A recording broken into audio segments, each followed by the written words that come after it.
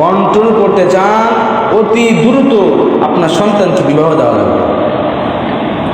ইসলাম এই কথাটি বলেছে, ইসলাম বাইরে কোনো কথা বলে না। আজকে আপনি দেখতেছেন আপনার সন্তান যুবক হয়ে গিয়েছে, আপনি অ্যান্ড্রয়েড মোবাইল কিনে দিয়েছেন, আপনার ছেলে আছে আগাম কাম করতেছে, 8-10টা মেয়ের সঙ্গে রিলেশন করতেছে, 4-5টার সঙ্গে ডেট করতেছে। আপনার পিতা মাতা আপনি যে কাম করতেছেন, আপনার ছেলে যত দিন যত মেয়ের সঙ্গে চ্যাটিং করবে, খারাপ কথা বলবে, অশ্লীল কাজ করবে, ডেটিং করবে, জিনা করবে, সমস্ত গুনাহ ওই পিতা মাতার আমল নামায় যাবে। তাহলে আপনি বাবা হয়ে করলেনটাকে, বাবা হয়ে আপনি আপনার সন্তানকে ইসলামের মধ্যে রাখতে যাচ্ছেন। আপনার সন্তানকে বললেন আপনি নিজের পায়ে দাঁড়া হয়ে বিবাহ করো। তোমার ছেলে রাত্রে গিয়ে মেয়ের সঙ্গে খারাপ কাজ করতেছে, তোমার সন্তানের সমস্ত গুনাহের কাজ তোমার নাম না চলে যাবে। কাল কিয়ামতের দিন সমস্ত পিতামাতাকে আযাবের শাস্তি ভোগ করতে হবে এই সন্তানের কারণে। আপনার সন্তান যদি সবে কাজ করে আপনার আমল নামা যাবে, আপনার সন্তান যদি গুনাহের কাজ করে আপনার আমল নামায় যাবে। বড় মজলিসের মধ্যে দেখা হলো আব্দুল কবিরের ছেলে জিহাদ অমুক অমুক অমুক, এখানে বলো অমুক দিনে অমুক জায়গায় অমুক রাতে তুমি অমুক মেয়ের সঙ্গে জিনা করেছিলে, কি কারণে? আপনার ছেলে আপনাকে তখন চিনবে না, ডাইরেক্ট বলবে আমার বাবা মা আমাকে বিবাহ দেয়নি, আমি বালেগ হয়েছিলাম, বলেছিলাম, শোনে নাই, জিনে কাজ করেছে।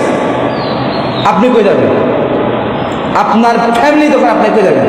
আপনার ছেলের সন্তান যত গুনাহ রয়েছে সমস্ত গুনাহ আল্লাহ তাআলা আপনার নাম নামে দিয়ে দিবে।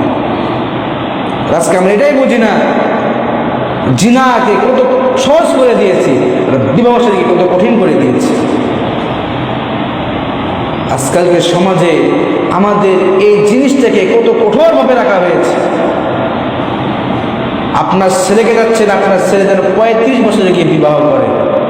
আচ্ছা বাবা, আপনার বাবা কত বছর বয়সে বিয়ে করেছে? একবার চিন্তা করেন। আপনার ছেলে যখন 20 বছর, আপনার দাদা 14 বছর বয়সে বিবাহ করেছে। কেন আপনি এটা বুঝতে চাচ্ছেন না? তারা যখন বিবাহ করেছে, আজকে গণের মধ্যে সন্তান কতগুলো রয়েছে, এই সন্তানের মধ্যে কতগুলো সন্তান ভালো লেগেছে, খারাপ হয়েছে। আর আজকালকে আপনি আপনার ছেলেকে বলছেন চাকরি করো, সরকারি চাকরি করো, অমুক পড়ালেখা করো, অমুক জায়গায় দাঁড়াও, পায়ে দাঁড়াও, বিল্ডিং করো, জায়গা করো, জমি করো, তার বিবাহ করো। অর্ধেক যুবকের অর্ধেক লাইফ শেষ। 60-এর মধ্যে 35-এ শেষ। 35 বছর বিবাহ করবে, 40 বছর বাবা করবে, 50 বছর ঠুস, তার লাভ হবে। ইসলাম এই পৃথিবীতে আল্লাহ পাক রব্বুল আলামিন সর্বপ্রথম স্বামী হিসাবে প্রেরণ করেছেন হযরত আদম আলাইহিস সালাতু ওয়াস সালাম। কাকে? আদম আলাইহিস সালাতু ওয়াস সালাম পৃথিবীর সৃষ্টিকুলের সর্বপ্রথম মানব, সর্বপ্রথম নবী, সর্বপ্রথম সৃষ্টি। এর পাশাপাশি সর্বপ্রথম তিনি স্বামী। এরপরে আল্লাহ পাক রব্বুল আলামিন হযরত হাওয়া আলাইহিস সালাতু ওয়াস সালামকে প্রেরণ করলেন আদম আলাইহিস সালাতু ওয়াস সালামের স্ত্রী হিসেবে। আল্লাহ পাক রব্বুল আলামিন এই স্বামী স্ত্রী আদম ও হাওয়াকে সৃষ্টি করার পর বললেন, ও আদম তুমি তোমার স্ত্রীকে নিয়ে জান্নাতে চলে যাও। শুকর করি সুবহানাল্লাহ। তাহলে বোঝা গেল ওই স্বামী স্ত্রীর সম্পর্কটা কিসের? জান্নাতের।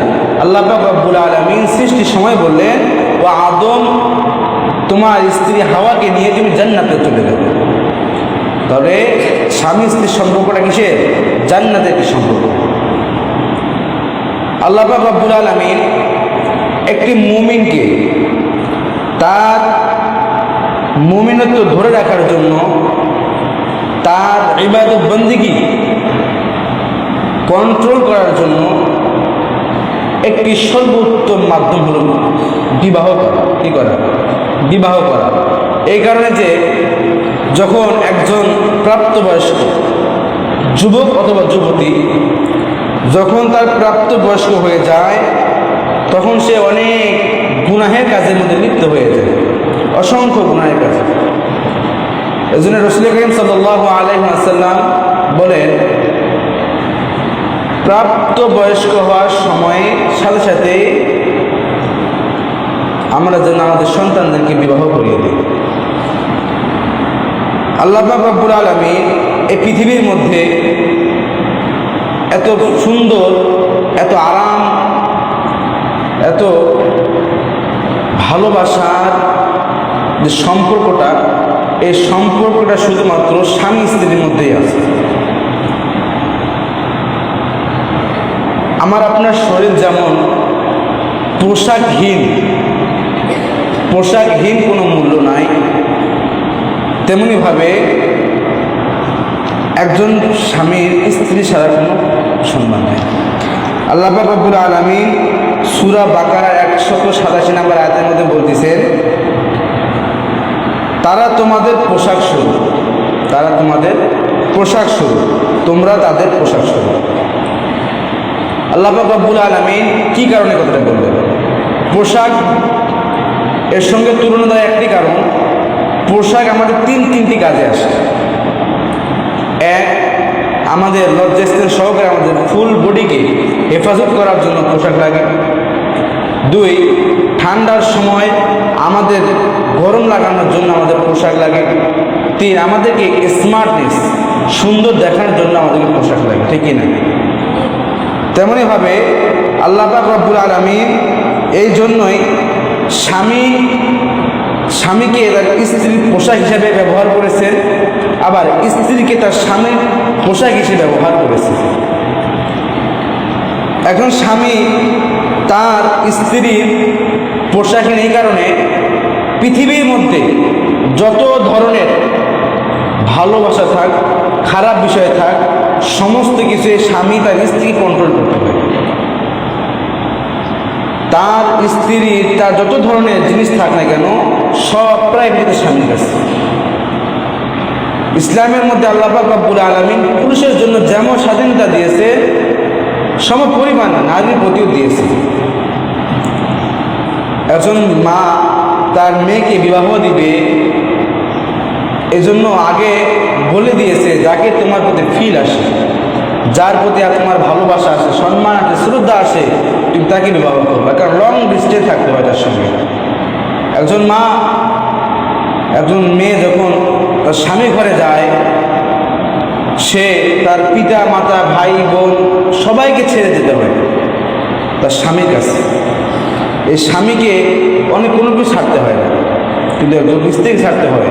এজন্য এই পৃথিবীর মধ্যে সর্বশ্রেষ্ঠ, একজন স্ত্রীর সর্বশ্রেষ্ঠ উত্তম জায়গা হল স্বামীর জায়গা। এজন্য রাসূল কারীম সাল্লাল্লাহু আলাইহি ওয়াসাল্লাম স্বামী স্ত্রীর মধ্যে উভয়ের মধ্যে অনেকগুলো হক রয়েছে, বিষয় রয়েছে, যেগুলো দুজনকে মান্য করতে হবে। আজকে আমাদের সমাজে আমরা অনেক দেখতে পাই, আমাদের স্ত্রীরা আমাদের প্রতি অবাধ্য হয়ে যায়। রাসূল কারীম সাল্লাল্লাহু আলাইহি ওয়াসাল্লাম বলতেছে, এই সমাজে এমন একটি সময় আসবে, যে সমাজে গিয়ে স্ত্রীরা তাদের স্বামীদেরকে কষ্ট দিতে চায়, তাদের স্বামীদেরকে তাদের আত্মীয় স্বজনের সামনে অসম্মান করে, তার নামে বদনাম করে, বদদোয়া করে। রাসূল কারীম সাল্লাল্লাহু আলাইহি ওয়াসাল্লাম ওই সমস্ত নারীদেরকে বলতেছেন, যখন কোনো দুনিয়ার স্ত্রী তার স্বামীকে কষ্ট দেয়, তখন জান্নাতের ওই স্বামীর জন্য নির্ধারিত হুর পড়ে থাকেন। যদি স্ত্রী তার স্বামীর বিপক্ষে কোনো ধরনের কষ্ট দেয়, ওই স্বামীর নির্ধারিত জান্নাতে যে হুর রয়েছে, সে বলে, হে নারী, তুমি তোমার স্বামীকে কষ্ট দিও না, তুমি তোমার নারীকে কষ্ট দিও না, আল্লাহ তাআলা তোমাকে ধ্বংস করবে। কে বলতেছে? ওই স্বামী নির্ধারণ করা জান্নাতের হুর এই কথা বলতেছে। হে নারী, তুমি তোমার স্বামীকে কষ্ট দিও না, আল্লাহ তাআলা তোমাকে ধ্বংস করুক। তোমার স্বামী তো তোমার কাছে কয়েকদিনের জন্য মেহমান মাত্র, অচিরেই তোমার স্বামী তোমাকে ছেড়ে আমাদের কাছে চলে আসবে। কি বোঝাচ্ছে?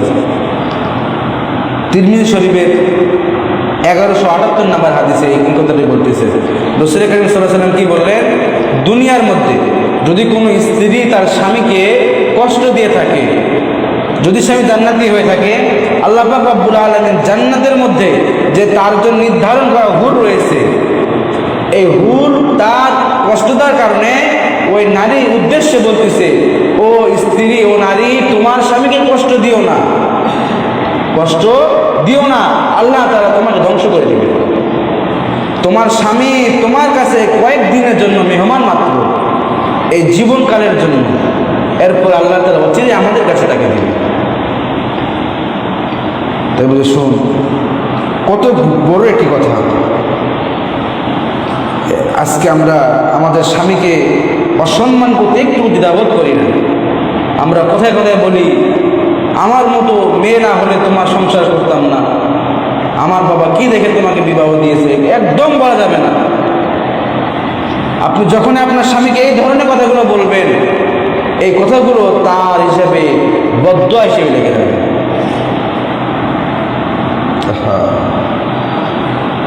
রাসূল করিম সাল্লাল্লাহু আলাইহি ওয়াসাল্লাম এই সম্পর্কটাকে এত মায়ার মহব্বতের সম্পর্ক হিসেবে বলেছেন। স্বামী স্ত্রীর মধ্যে অনেক সময় ঝগড়া লাগবেই, স্বাভাবিক একটি বিষয়। যেখানে স্বয়ং মুহাম্মদুর রাসূলুল্লাহ সাল্লাল্লাহু আলাইহি ওয়াসাল্লামের সংসারের মধ্যে ঝগড়া লেগেছে, আমি আপনি কোন খেতে নিলাম। মুহাম্মদুর রাসূলুল্লাহ সাল্লাল্লাহু আলাইহি ওয়াসাল্লাম মা আয়েশা রাদিয়াল্লাহু তাআলা আনহার সঙ্গে ঝগড়া লিপ্ত হয়ে গেলেন। রাসূলুর রাগান্বিত অবস্থায়, আয়েশাও রাগান্বিত অবস্থায়।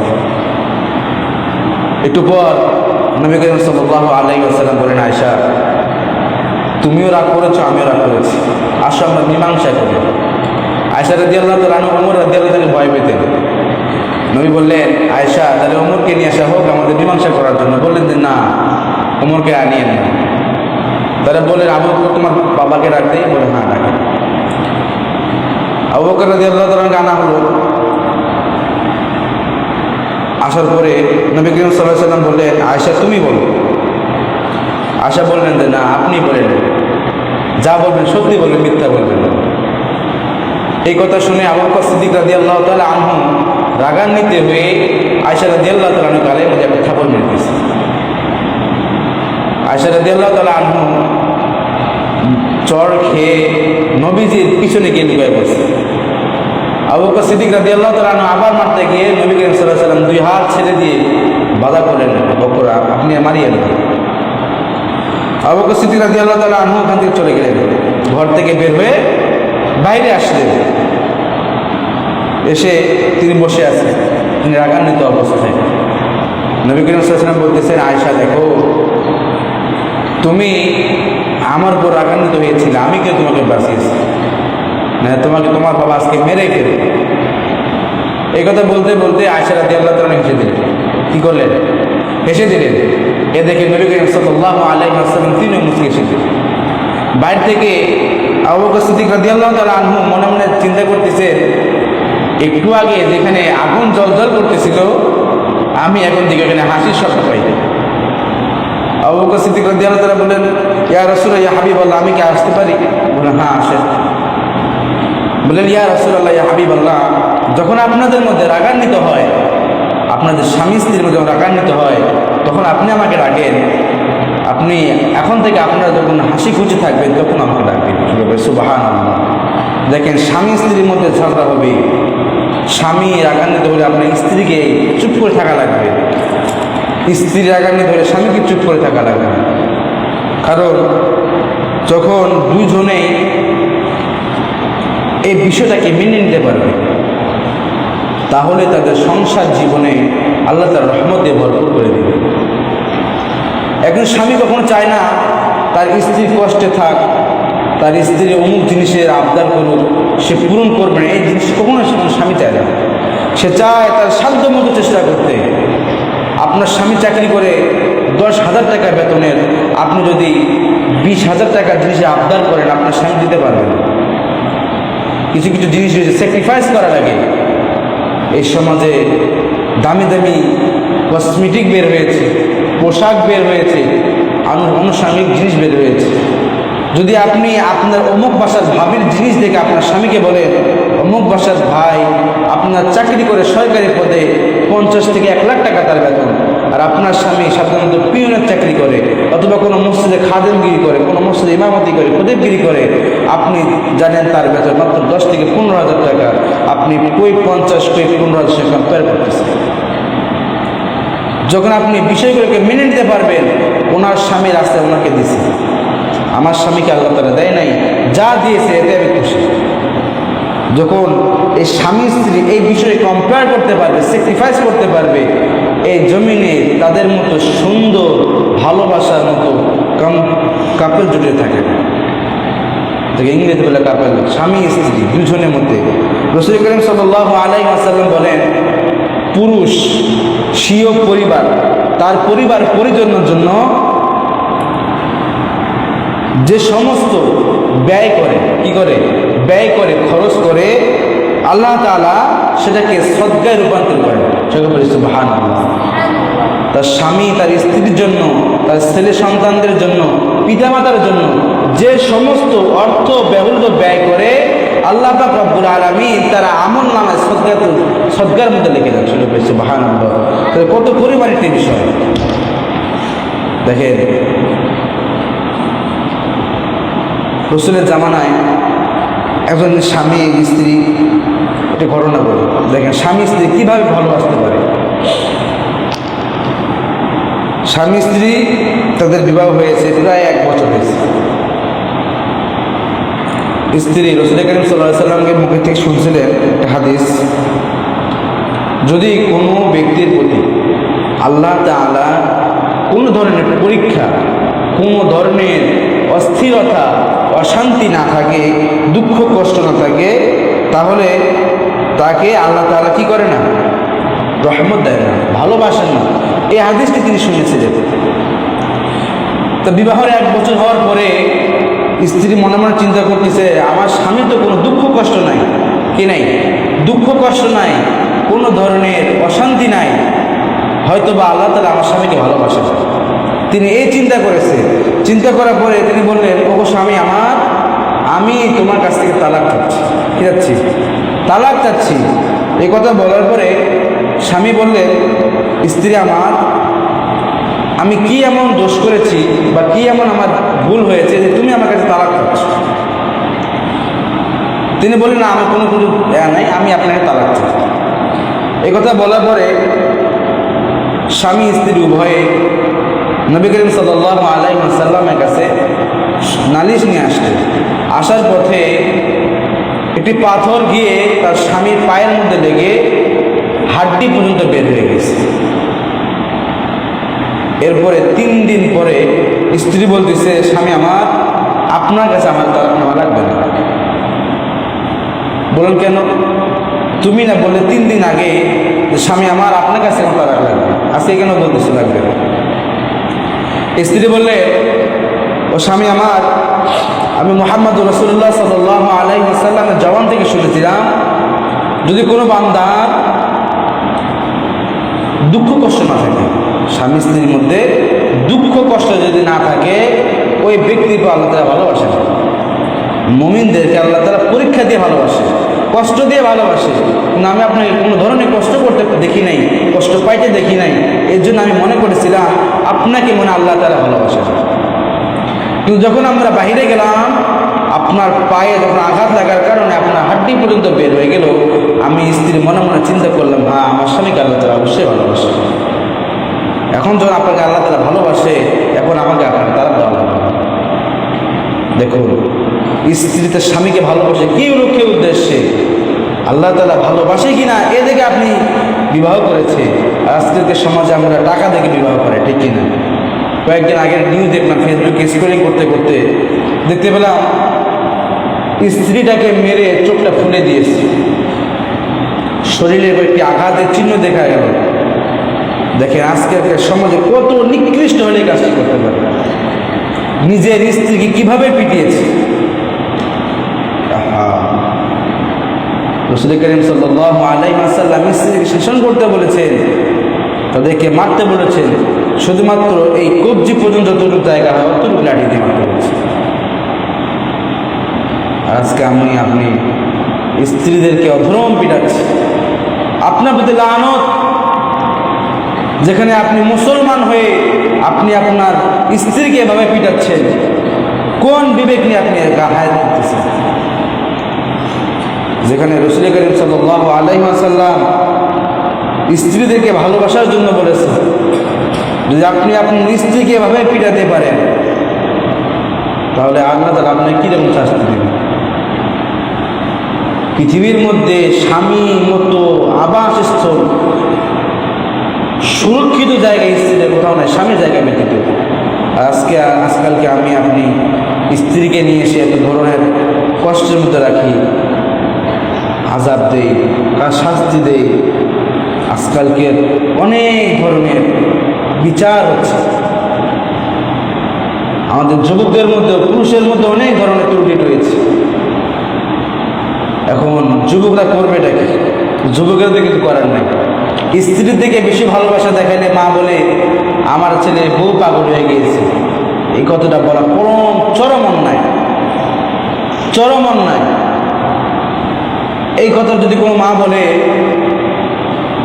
এর মতো হতভাগা মার জীবন হয় না।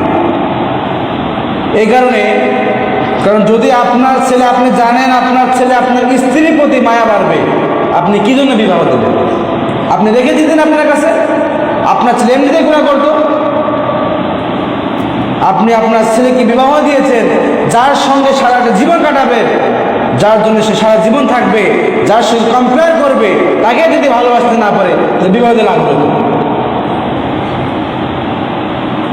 স্বামী যদি মায়ের দিকে যায়, স্ত্রী এক ধরনের খোঁটা দেয়। যুবকরা যাবে কোথায়? শান্তির জায়গায় স্ত্রী কোল খোঁজে, সম্মানের জায়গায় মায়ের কোল খোঁজে। যদি মা এই ধরনের কথা বলে, স্ত্রী এই ধরনের কথা বলে, যুবকটা আত্মোচ্চার করতে বোঝে না। এই সমাজে কিছু কিছু ফ্যামিলি রয়েছে, যদি এখন শাশুড়ির মেয়ে ছেলে দুইজনে থাকে, ওই মাকে দেখবেন দুই ধরনের রুপিস করে, দুই ধরনের রুপিস করে। ওই মাকে আপনি কি বলবেন? মেয়ের বেলায় জামাইকে অনেক আদর করে, ছেলের বেলায় বউকে অনেক কষ্ট দেয়। তাহলে কত পরিমাণ ডিপলি গেলে মাগুলোর কাছে। আজকের সমাজে অসংখ্য এই ধরনের কাজ হচ্ছে। আসুন, যদি আমাদের চোখে কখনো এই ধরনের জিনিস পড়ে, আমাদেরকে বুঝায়, তার মাকে বোঝাতে হবে, স্ত্রীকে বোঝাইতে হবে। আপনি এমন একজন মেয়েকে খুঁজবেন, পারফেক্ট হিসেবে খুঁজবেন, নিজের লাইফ পার্টনারকে এমনভাবে খুঁজবেন যে লাইফ পার্টনার আপনার দুঃখ কষ্ট, আপনার সমস্ত কিছু ভাগ করে নিতে পারে। আপনি ভালোবেসেই বিবাহ করেন, রাসূল এই কথাই বলেছে, আপনার অন্তরের সঙ্গে আপনার অন্তর যার মিলবে, আপনার সঙ্গে আপনি যার প্রতি ফিলিংস আসবে, আপনি তাকে বিবাহ করেন। হ্যাঁ, আপনি আপনার পিতামাতাকে সঙ্গে করে নিয়ে বিবাহ করেন, এটি ইসলাম বলেছে, সামর্থ্য করেছে। কিন্তু আপনি থাকবেন তো আপনি যার সঙ্গে সংসার করবেন, কিন্তু আপনাকে ফিলিংস থাকা লাগবে। আপনি অমুক একটি মেয়েকে ভালোবাসেন, পছন্দ করেন, আপনার পরিবারকে জানান, তার পরিবারকে জানান, এর চেয়ে ভালো উত্তম উদ্যোগে চলতে পারে। কিন্তু আপনি ভালোবাসবেন, রিলেশন করবেন 4-5টা, বিবাহ করবেন সলিড মেয়েকে, আপনি পাবেন কীভাবে? আপনি যেমন আপনার স্ত্রীও তেমন দেবেন। আসুন, আমাদের এই অল্প সময়ের সমাজটাকে 60 থেকে 70 বছরের জিন্দেগি থেকে আমরা শিক্ষা অর্জন করি যে রাসূল করিম সাল্লাল্লাহু আলাইহি ওয়াসাল্লাম কিভাবে আমাদেরকে স্ত্রীদের সঙ্গে সদ্ব্যবহার করতে বলেছে, কিভাবে থাকতে বলেছে, কিভাবে আচার ব্যবহার করতে বলেছে। স্ত্রী কোনো কিছু চায় না, শুধুমাত্র স্বামী ভালোবাসা ব্যতীত। যদি তার স্বামীটা ভালো হয়, একজন স্বামী কিছু আশা করে না, তার স্ত্রীর কাছে ভালোবাসার সম্মানটা আশা করে। আপনি এমন একটা মেয়েকে পারফেক্ট বুঝবেন, কেননা এই লাইফে নবী করিম সাল্লাল্লাহু আলাইহি ওয়াসাল্লাম সর্বপ্রথম যখন বিবাহ করেন খাদিজাতুল কুবরা রাদিয়াল্লাহু তাআলা আনহাকে, তার বয়স ছিল 40 বছর। নবী করিম সাল্লাল্লাহু আলাইহি ওয়াসাল্লামের বয়স ছিল তখন 20 বছর। দেখেন নবীকে খাদিজা রাদিয়াল্লাহু তাআলা আনহা কীভাবে বুঝাই দিলেন স্বামীদেরকে সব সময় উপরে রাখতে, তাজিম শিক্ষা করতে। খাদিজা রাদিয়াল্লাহু তাআলা আনহু ওই সময়ে অনেক বড় ব্যবসায়ী ছিলেন, তার অনেক বড় বড় ধন সম্পত্তি ছিল। মুহাম্মদুর রাসূলুল্লাহ সাল্লাল্লাহু আলাইহি ওয়াসাল্লাম ছিলেন এতিম, গরিব দরিদ্র, কোনো ধরনের ছিল না, টাকা পয়সা ছিল না। খাদিজা রাদিয়াল্লাহু তাআলা আনহু যখন তাকে বিবাহ করলেন, তার বিবাহ দেখে খাদিজা রাদিয়াল্লাহু তাআলা আনহুর অনেক আত্মীয় স্বজন, পাড়া প্রতিবেশী, মহল্লাবাসী তাকে বলতেছে, ও খাদিজা রে, তুমি যাকে বিবাহ করেছো মুহাম্মদ কুরাইশ বংশের সন্তানকে, ওর তো কোনো কিছু নাই, এত গরিব ফকির, টাকা পয়সা নাই, তোমাকে কিভাবে রাখবে? তুমি তো এত অঢল সম্পত্তির মালিক ছিলা, তুমি আরো বড় ধরনের পুরুষ পেতা, ভালো পাত্র পেতা। এই কথাগুলো শুনতে শুনতে এক পর্যায়ে খাদিজা রাদিয়াল্লাহু তাআলা বললেন, এক নাম্বার পয়েন্ট, আমার বয়স কত? বলে আপনার বয়স 40 বছর, আর আমার স্বামীর বয়স মুহাম্মদুর রাসূলুল্লাহ বয়স কত? 20 বছর। জিত থেকে আমি না সে বলে, আমি এই কারণে, কারণ আমি বৃদ্ধা হয়ে গিয়েছি, 40 বছর হয়ে গিয়েছে, আমি পারফেক্ট একজন যুবককে পেয়েছি যে বিবাহ করার জন্য একদম যুবক। এক নাম্বার আমি জিতে গিয়েছি। এরপরে বললেন, আমার যত ধন সম্পত্তি ছিল আমি সমস্ত কিছু ইসলামের জন্য, আল্লাহ তাআলার জন্য মুহাম্মদ রাসূলুল্লাহকে দান করে দিয়েছি। তাহলে কি হলো? সব সম্পত্তি মালিককে মুহাম্মদ সাল্লাল্লাহু আলাইহি ওয়াসাল্লাম, ঠিক কি না? আর আমার কোনো কিছুই নাই, আমি গরিব হয়ে গিয়েছি, তাহলে আমার স্বামী আমার থেকে বড়, আমার কোনো কিছুই নেই। 2 নম্বরও আমি জিতে গিয়েছি। 3 নম্বর, এই সমাজে আমার মতো বয়স্ক মহিলাকে কেউ বিবাহ করতে চাবে না। এটা ধন সম্পদ থাক, আর আমি যাকে বিবাহ করেছি তিনি সাধারণ মানুষ নয়, তিনি আল্লাহ তাআলার হাবিব মুহাম্মদ রাসূলুল্লাহ সাল্লাল্লাহু আলাইহি ওয়াসাল্লামকে। সেই খাদিজা রাদিয়াল্লাহু তাআলা শিখিয়ে দিয়ে গেলেন যে সব সময় স্বামীদের সম্মান থাকবে স্ত্রীদের উপরে। স্ত্রীদেরকে আপনি ভালোবাসবেন, আপনি সেভাবে কম্পেয়ার করবেন। খাদিজা রাদিয়াল্লাহু তাআলা আনহু সব সময় লক্ষ্য করতেন, নবী করিম সাল্লাল্লাহু আলাইহি ওয়াসাল্লাম যে জায়গায় পানি খেতেন গ্লাসে করে, ওই জায়গায় ওই স্থানেই মুখ লাগিয়ে পানি খেতেন। নবী করিম সাল্লাল্লাহু আলাইহি ওয়াসাল্লাম একদিন গোশত খাচ্ছিলেন, গোশত খাওয়ার পরে হাড্ডিটা রেখে দিয়েছেন দস্তরখানের উপরে। খাদিজা রাদিয়াল্লাহু তাআলা আনহু ওই হাড্ডিটাকে তুলে নিয়ে টুসটে শুরু করে দিলেন। বললেন, খাদিজা আমার, তোমার মনে গোশত খেতে ইচ্ছে করছে? বলে, না ইয়া রাসূলুল্লাহ, ইয়া হাবিবাল্লাহ, স্বামী আমার, না, আমি দেখতে পেলাম এই হাড্ডির মধ্যে আপনার থুতু মোবারক রয়েছে, আমি আপনার থুতু মোবারক কাটতেছি। সেটা বলি সুবহানাল্লাহ। তো স্বামী স্ত্রীর ভায়া ভালোবাসা, মায়া মুহাব্বত এরকম থাকা দরকার। স্বামী যেন স্ত্রীকে বুঝতে পারে, স্ত্রী যেন স্বামীকে বুঝতে পারে। যখন উভয় জনে একে অপরকে ভালো করে বুঝবে, ভালো করে শুনবে, অবশ্যই আপনার সাংসারিক জীবন আল্লাহ তাআলা রহমত দান করবে। কারণ আপনি যতদিন থাকবেন, 60 বছরের জিন্দেগি আপনি 20 বছরে বিবাহ করবেন, বাকি 40টা তার সঙ্গে আপনি কাটাতে হবে। একজন স্ত্রী যদি আপনার এক স্বামীর কাছে সুখ শান্তি না পায়, ভালোবাসা না পায়, যদি সে ডিভোর্স দিয়ে চলে যায়, ওর মতো হতভাগ্য কেউ থাকে না। দেখবে একজন স্বামী যখন তার স্ত্রীকে যতই মারধর করুক, সহজে কিন্তু সে চায় না ডিভোর্স নেওয়ার জন্য, সহজ চায় না। কারণ জানে যখন সে একবার ডিভোর্স নিয়ে বের হয়ে যাবে, ওর মতো হতভাগায় পৃথিবীতে আর নয়। কারণ মা বোনদের ইজ্জত সম্মানটা একবারেই থাকে। এই সমাজে যেভাবে প্রথম বলে আল্লাহ পাক রব্বুল আলামিন যেভাবে বলেছে, স্বামী তার স্ত্রীর জন্য পোশাক স্বরূপ, আর স্ত্রী স্বামীকে তো পোশাক স্বরূপ। যদি আপনি আপনার পোশাক করে নামিয়ে দেন, আপনার লজ্জার সম্মান সব চলে যাবে।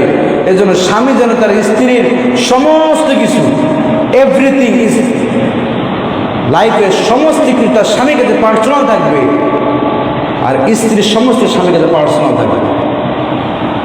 এমন কিছু ঝগড়া বিবাদ তৈরি করবেন না যে আপনার সাংসারিক জীবনে তৃতীয় কোনো ব্যক্তি আসে।